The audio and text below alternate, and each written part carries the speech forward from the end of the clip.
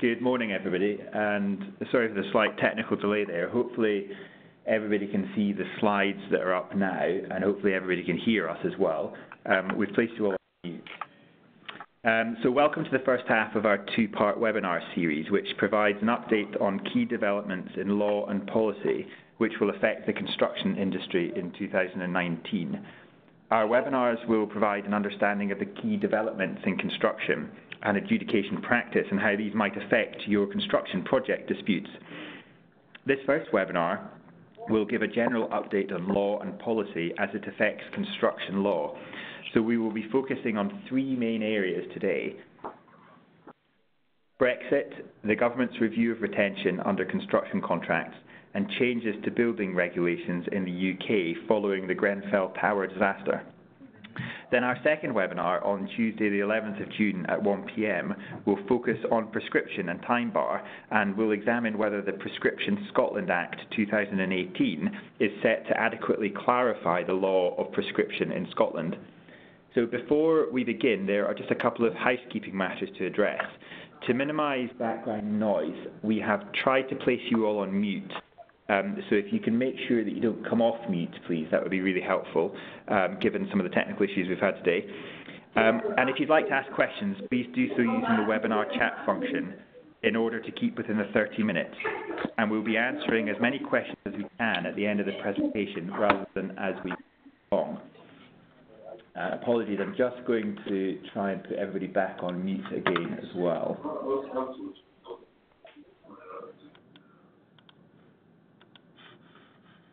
Okay, sorry, just bear with us just 1 second.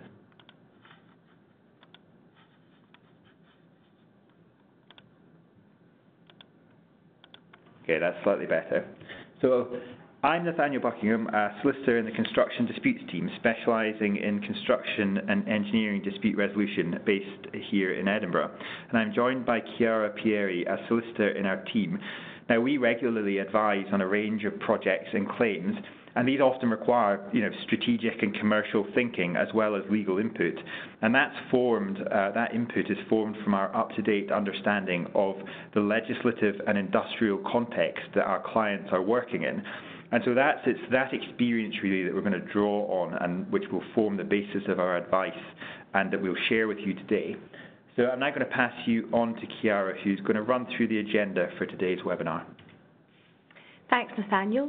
We will start today by looking at Brexit and in particular its potential impact on the construction industry.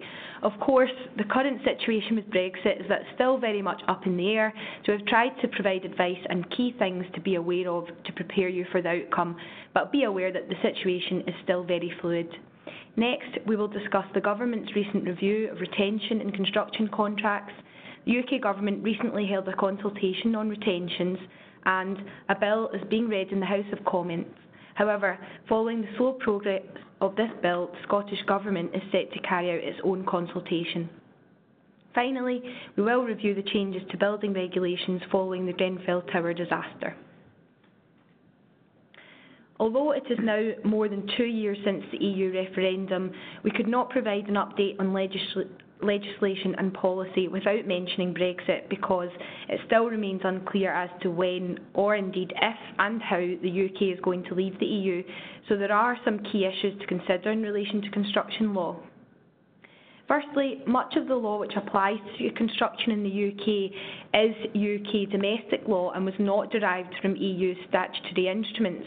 For example, the main piece of legislation relevant to construction, which I'm sure many of you will be aware of, is the Housing Grants Construction and Regeneration Act 1996, otherwise known as the Construction Act. It's domestic legislation, and this is unlikely to be effective. Similarly, much of the UK's health and safety legislation is domestic, except the CDM regulations, which are derived from an EU directive, but are now so entrenched in the industry that a complete repeal of these regulations also seems unlikely.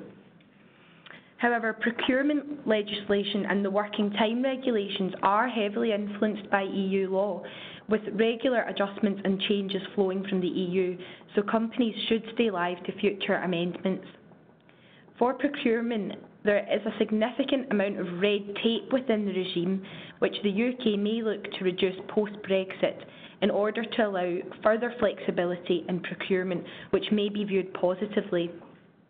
The Construction Products Amendment, etc. EU Exit Regulations 2019 are currently before Parliament, which seek to amend the Construction Production Regulation 2011, which ensures that manufacturers will continue to declare the performance of their product in accordance with product standards when the product is placed on the UK market after Brexit. When the UK leaves the EU, there is likely to be a transitional period during which it is unlikely that any significant legislative changes will take place.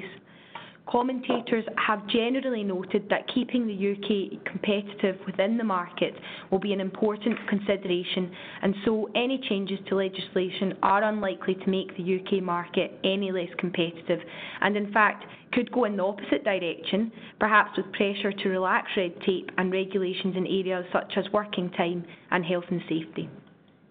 The more notable and immediate impact of Brexit is likely to be economic. Over the last 6 months, fears around the outcome of Brexit have caused delays to new building projects. We have noticed and heard that activity has been falling, particularly in commercial buildings, for example shops, offices and other commercial properties. Many businesses are taking the wait-and-see approach before embarking on large projects. It is also likely that negotiations around construction contracts become more aggressive, with parties looking to protect their own position as much as possible in the wake of economic uncertainty. This approach comes from nervousness around potential shortages of skills and construction materials, which could prevent the industry from delivering sustainable growth in the industry. As already mentioned, much of what we have discussed today is only likely or potential. The full impact of Brexit is still not known for construction law, and we will continue to monitor the situation and provide updates where possible. So moving on to retentions then. So as a reminder, retention refers to the practice of withholding a percentage of the payment on a construction contract pending completion and or the making good of defects, as many of you will know. Now that is really to provide security to the employer in the event that the contractor fails to complete the works or rectify any defects. The idea is that they can use the retention money to complete the works or remedy the defects. Provisions are often included in the various standard form contracts to cater for retentions, and these are often between 3 and 5% of the total contract value. And it is common for half of the retention, perhaps, to be released at practical completion, and for the other half to be released at the end of the defects liability period. Deductions can also be made from the retention for any defects which are not rectified. However, the payment provisions, just remember that the payment provisions of the Construction Act apply to retentions, so a valid pay less notice may be required in certain circumstances. Retention is a very common and can be a very effective way of ensuring projects are completed to a satisfactory level or within certain timeframes. However, concerns have been raised in recent years about the use and abuse of retentions. This is particularly against the background that payment and cash flow is seen as the lifeblood of the industry, and some retentions could be considered barriers to this cash flow, and therefore to future growth and investment. Retentions are often not released in a timely manner, which means that contractors often need to expend time and money chasing payment, or risk losing the retention completely due to insolvency, both the employers and their own. Some retentions are also conditional on performance of certain obligations under another contract, despite the fact that the Construction Act prevents such conditional payment obligations.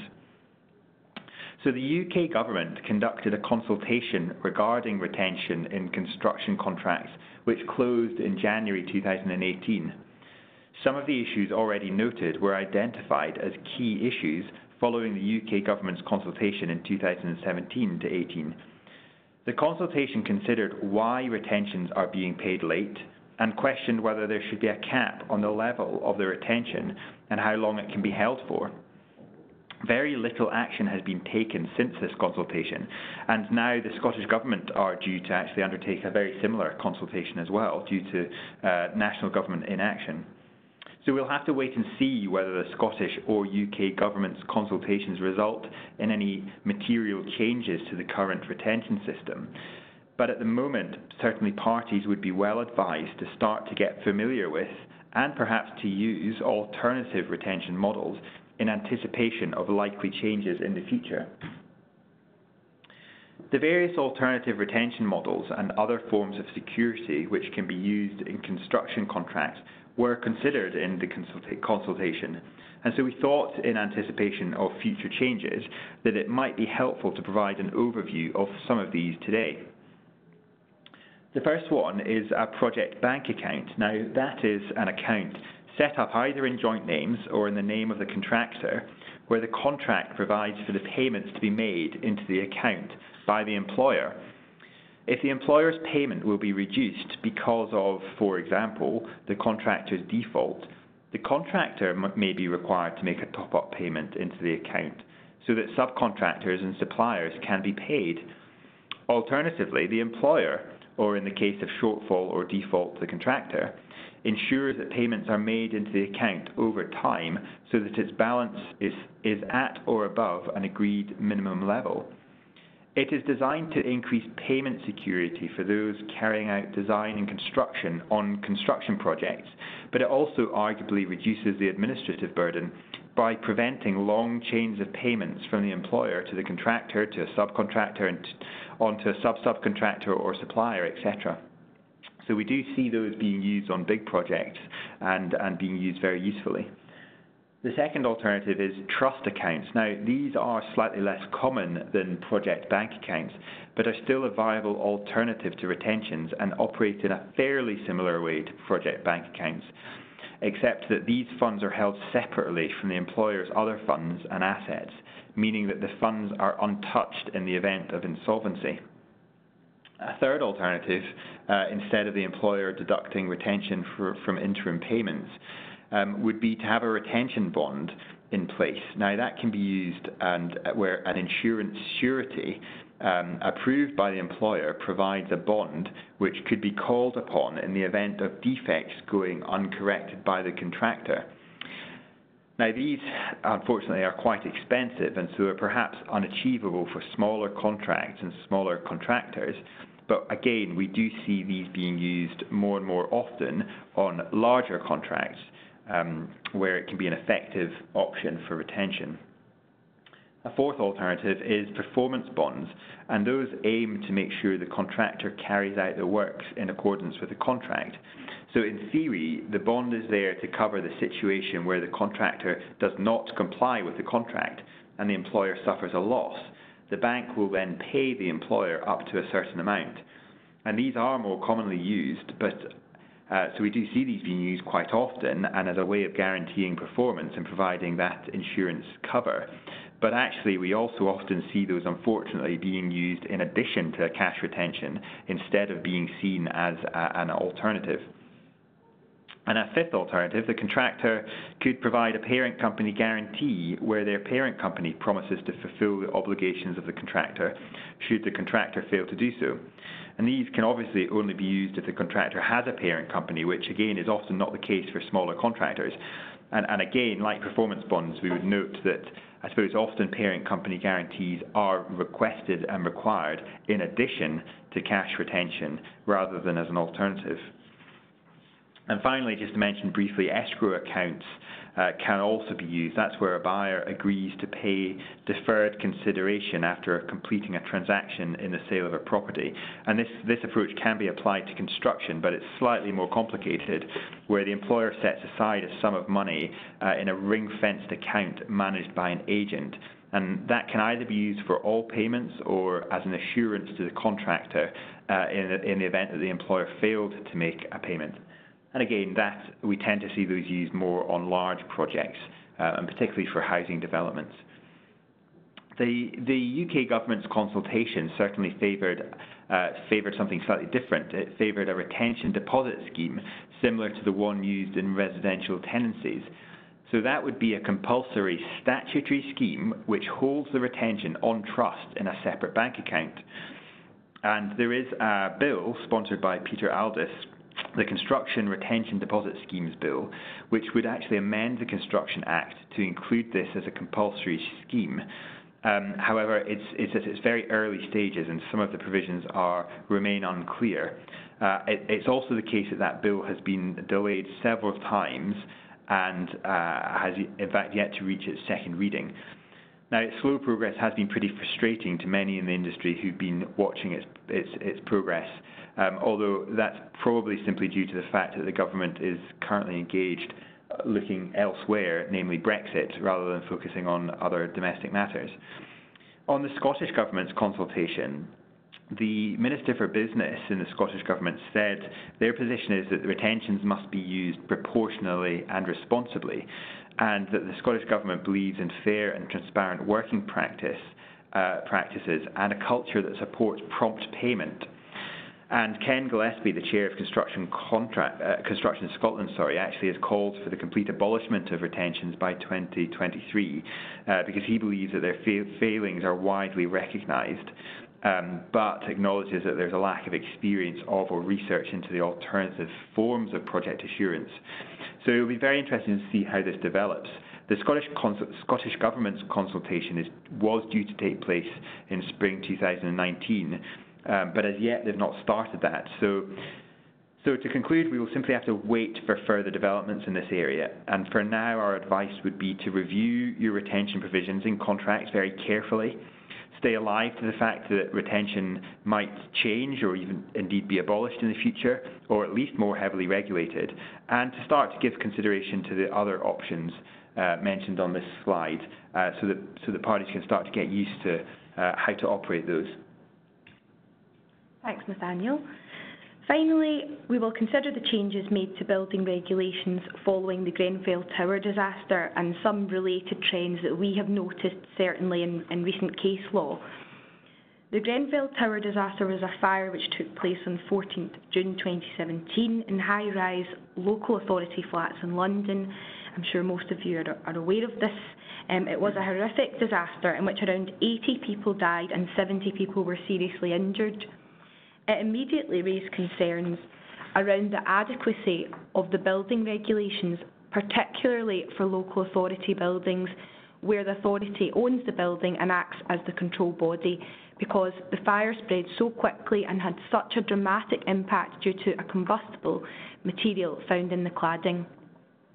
The Grenfell Tower public inquiry opened in September 2017 and seeks to establish exactly what happened, as well as the circumstances and decisions which allowed the fire to occur in the first place and what caused it to have such devastating consequences.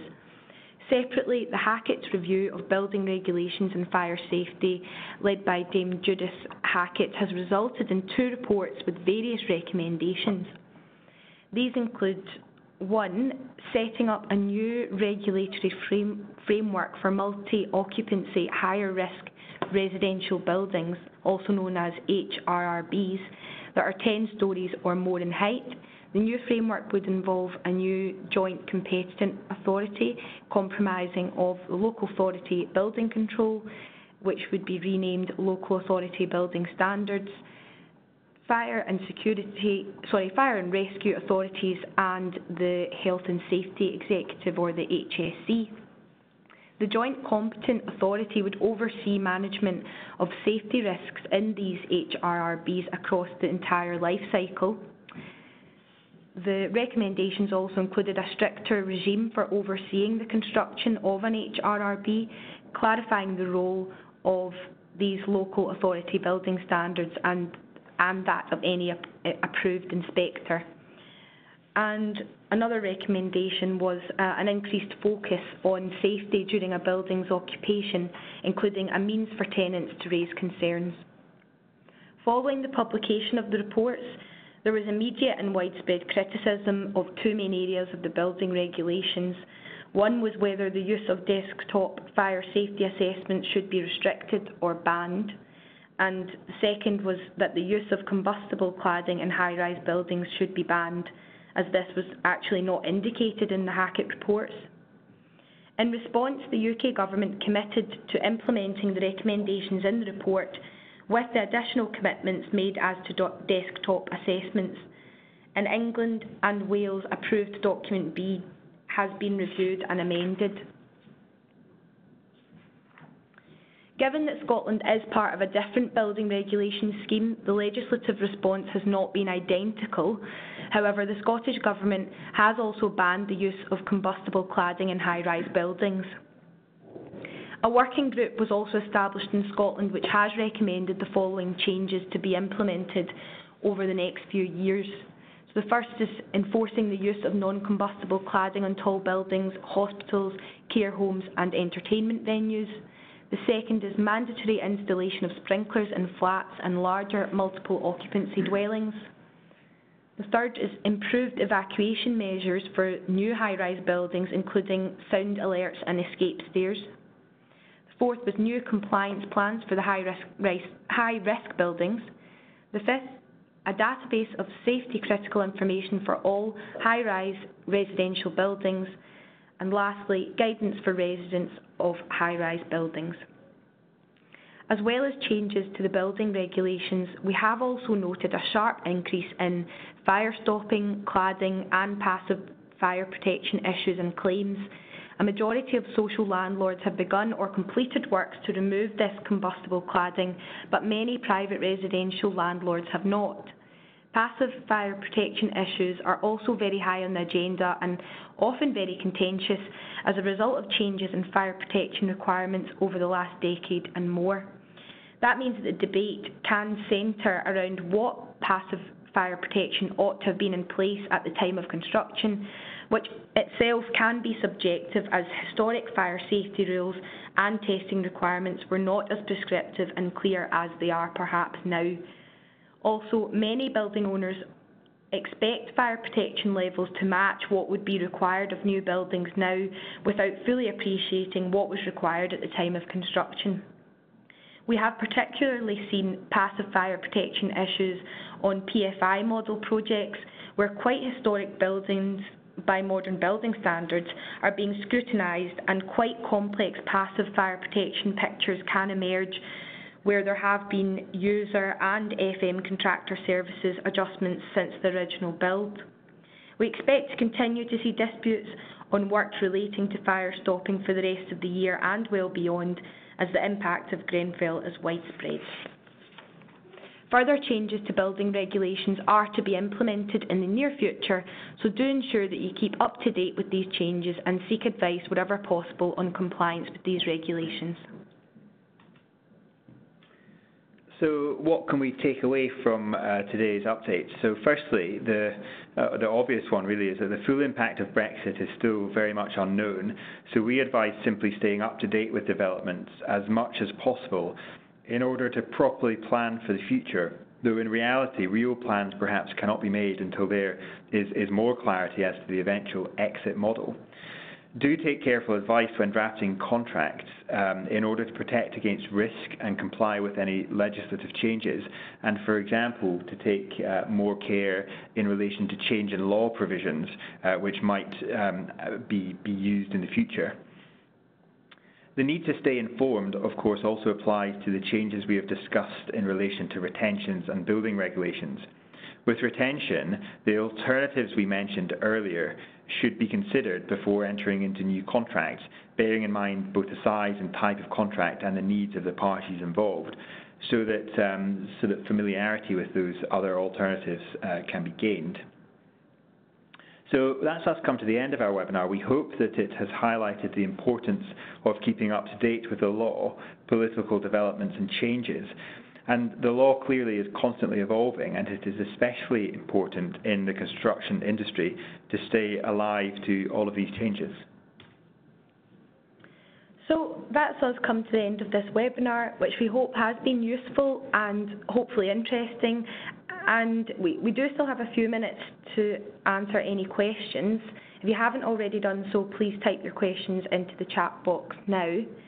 Whilst you're doing that, I would like to take the opportunity to remind you that the second webinar in this series will take place on Tuesday the 11th of June at 1 p.m. This will focus on prescription and time bar, reviewing two more recent cases, which is the Gordon's Trustees against Campbell, Riddell, Breeze, Patterson, LLP, and the Midlothian Council against Bracewell, Stirling Architects and others, and their impact on the construction industry. The webinar also looks to examine whether the Prescription Scotland Act 2018 is set to adequately clarify the law on prescription in Scotland. So if you haven't already signed up for that, then please do so by visiting the news and events section of our website. Today's webinar has also been recorded and will be available on our Vimeo site shortly, so if you know of any colleagues who haven't been able to participate today, or if you think it might be useful to anyone, then please let them know. The web address is on screen now, but we will also be circulating details of the recording to participants after the webinar. I'm just going to stop sharing that screen just for a minute. And we do have, if anybody's got any other questions, we do have one question which we kind of half touched on this, but it's a question about retention. So the question is, why does the industry not like retention? I suppose the answer to that is it probably depends which side of the industry you're on. It's not universally disliked. I suppose many employers quite like the fact that they get to hold on to some of the money. But in terms of answering the substance of the question, I think the problem with retention is that it's often used more as a carrot or really a penalty to convince a contractor that they should finish the work. Rather than being a pot of money that can be used to fix defects. And certainly, in terms of it being a character, a penalty, in theory, a performance bond should do that same job. And the reason contractors, in particularly, dislike retention is that it's often very difficult to get that money back. And for contractors, I suppose it's just a cash flow issue. Really, retention is money that the contractor has properly earned. It's money that they've done the works for. They have to leave a percentage of it with the employer, though, so it does have an impact on cash flow month by month for a contractor. And as I say, it's often difficult for them to get it back. So most people in the industry will be aware that there are certainly circumstances where retention is just simply added to the price, and perhaps in anticipation of not getting it back. Now that's not particularly healthy for any side. That's not healthy for contractors, adding it onto their contract price, but nor is it healthy for employers and developers who are then having to, in theory, sign up to higher costs than they might otherwise have to do. I think, I'm just looking at the time here, I think that's that's the last of our questions. And that's our time up for today as well. So I'd just like to say thank you for joining the webinar. I hope you've enjoyed it and found it useful. We do look forward to welcoming you to our second webinar in the series next month. And just finally, apologies for the slight technical and sound issues that we've had today. Hopefully we'll be back to our normal format and approach at our next webinar. Thank you very much.